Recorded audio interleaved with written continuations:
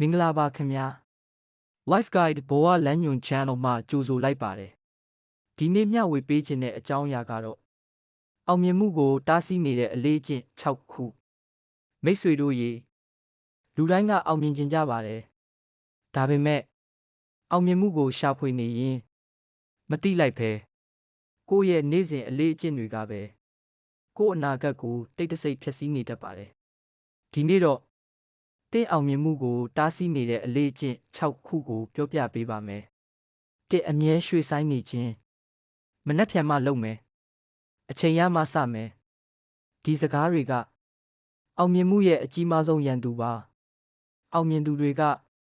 အခုပဲစတင်တယ်။နှစ်အကြောင်းပြချက်အမြဲရှာခြင်းငွေမရှိလို့အချိန်မရှိလို့အသက်ကြီးသွားလို့အကြောင်းပြချက်တွေကပြဿနာကိုမဖြေရှင်းပေးနိုင်ပါဘူးဖြေရှင်းချက်ကိုရှာတဲ့သူကသာရှေ့ဆက်နိုင်ပါတယ်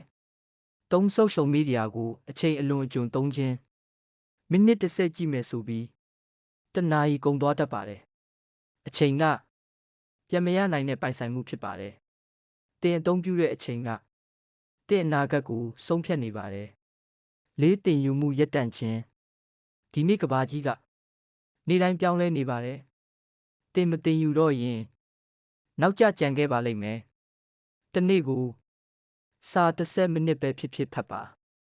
ငါကိုမယုံကြည်ခြင်းငါမလုပ်နိုင်ဘူးဒီအတွေ့တစ်ခုလေးကအိမ်မက်ပေါင်းများစွာကိုတက်ပစ်ခဲ့ပါတယ်အရင်ဆုံး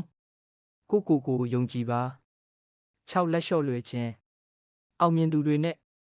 မအောင်မြင်သူတွေကွာခြားတာကဉာဏ်ရည်မဟုတ်ပါဘူးမလျှော့တဲ့စိတ်ဓာတ်ပါ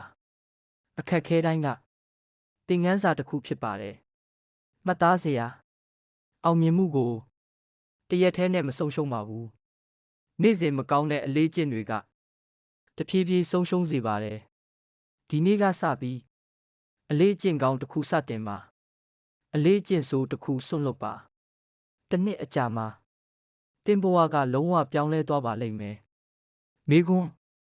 ဒီ6ချက်ထဲမှာသင်ပြင်ကျင်ဆုံးအလေးကျင့်ကပါလဲcommentမှာမျှဝေပေးခဲ့ပါ